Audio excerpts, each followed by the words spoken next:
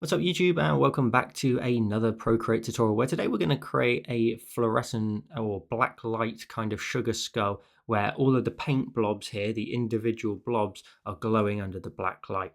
Now, of course, you're going to want to go to the link in the description down below under the requirements, and that will take you to my Patreon where you can grab the palette and the guide as well as the canvas size as well. Once you've got all that, you're ready to go.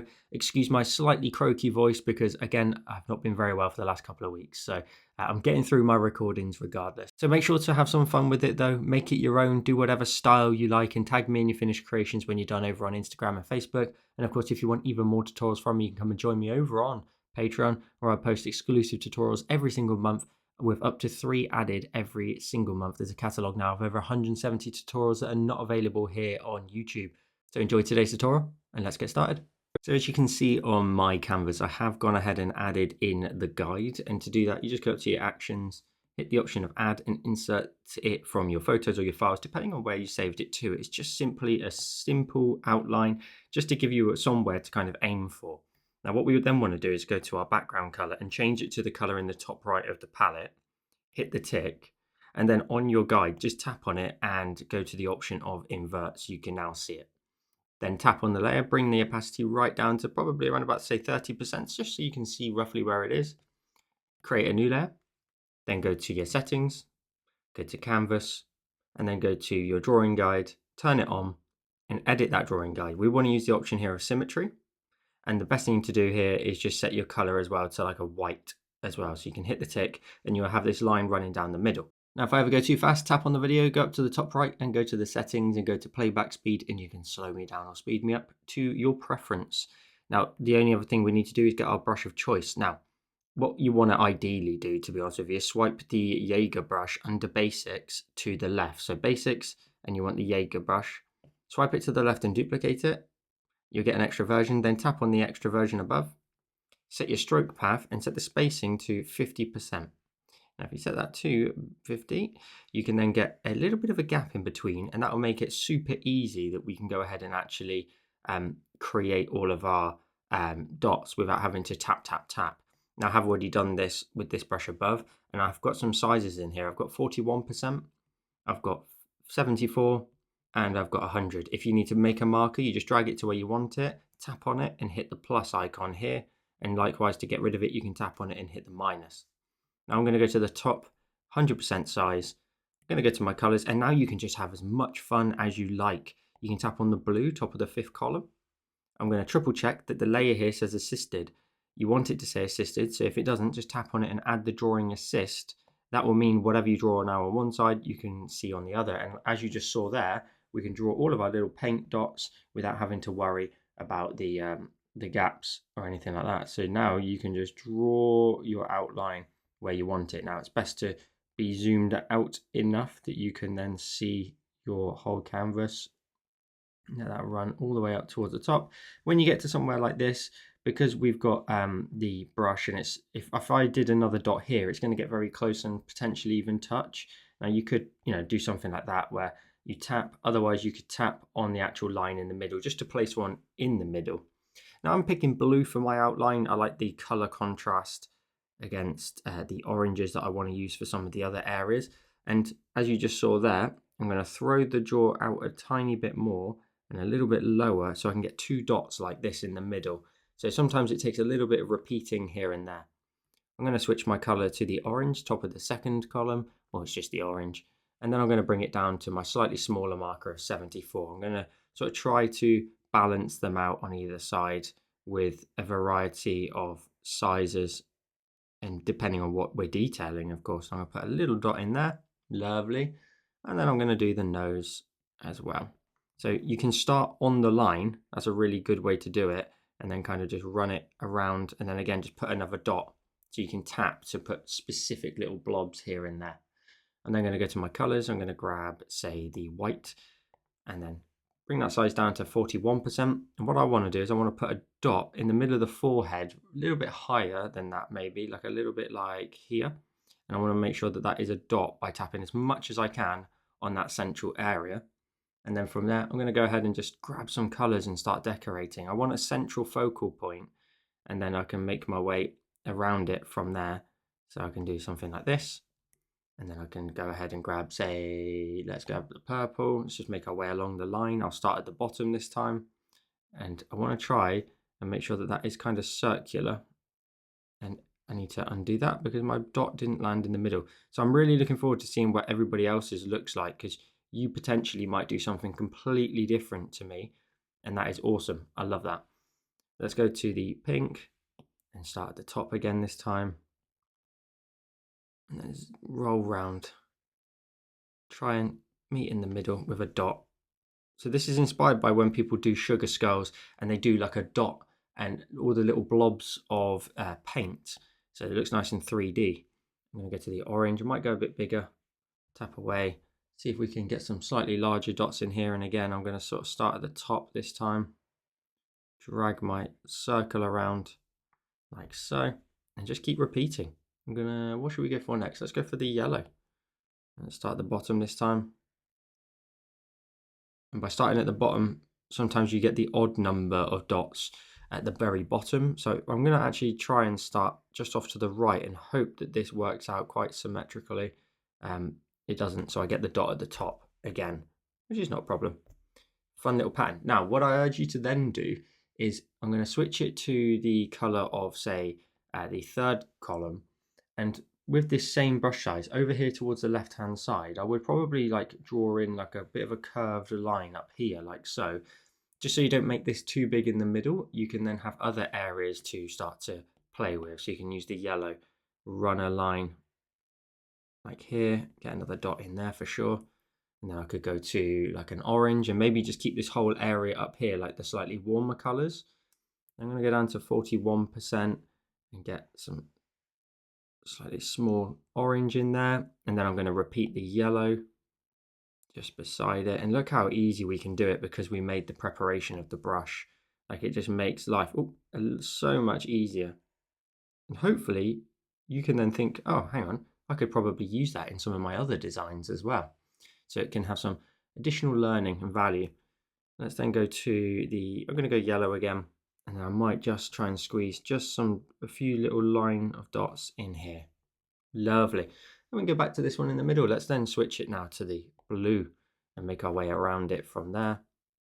Starting in the middle, and I've still got the small size. You can vary the sizes, so maybe we will do that. Let's just try that. Let's try and create like a little bit more of a blue and then move into, say, the purple with a slightly smaller size. So again, I'm trying to somewhat start in the middle and trying to do my best to sort of make sure it's nice and kind of rounded. It didn't do so well at the smaller sizes, and now it's getting a lot more round. Let's go again. Let's go to colors. I'm going to go ahead and let's move to the pink again, and then I'm going to go maybe a bit bigger. I'm going to go to the marker above. Yeah, so I can just get one last row in up here.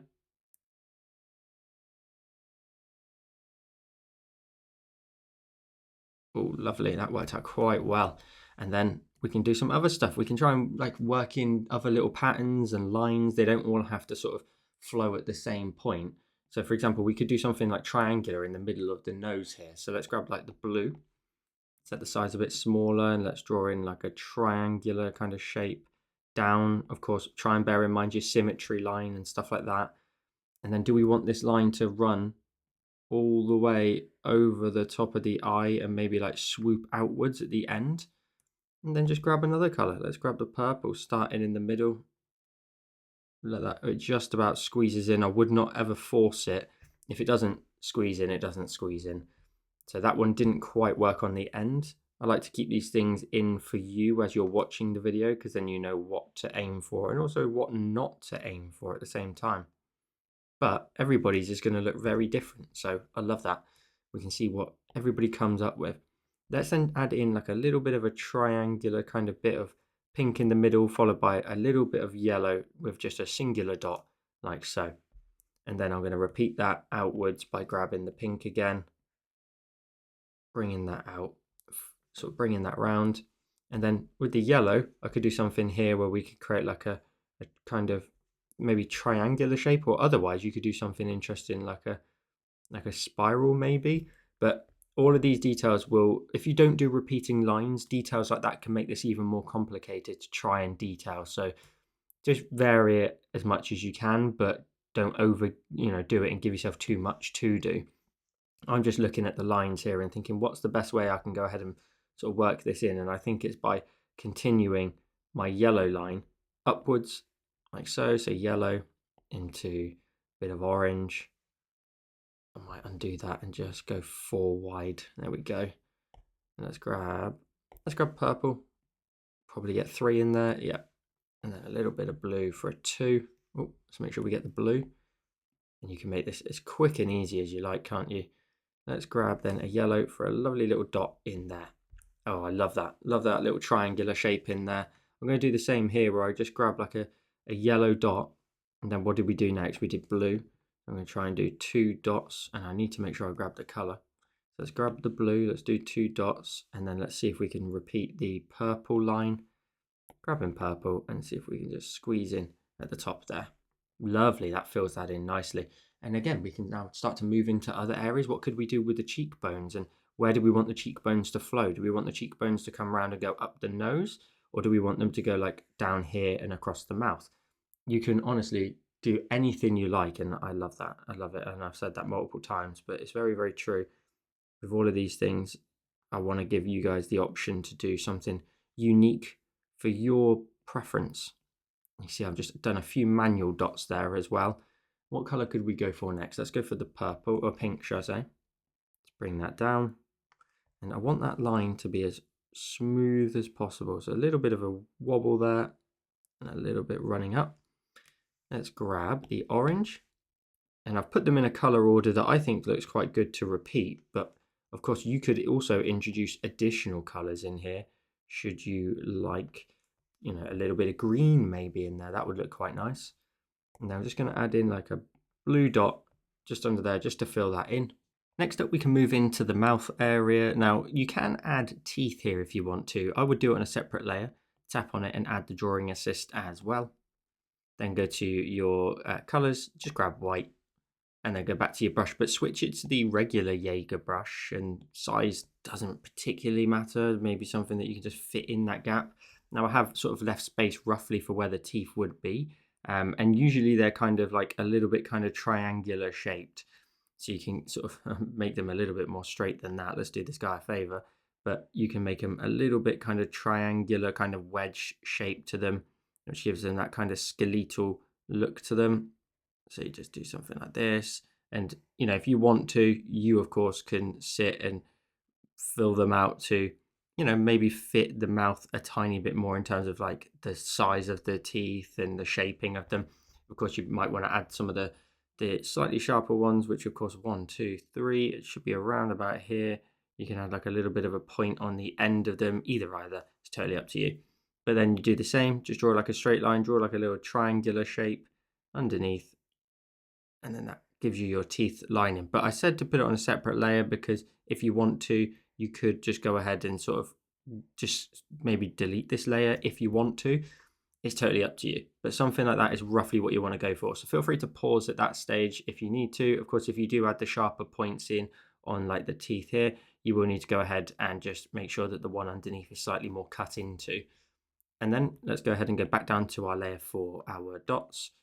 Go to our colors. I'm going to grab yellow, top left of the palette, and go back to my Jaeger 3 brush, which has got all the spacing and the marker.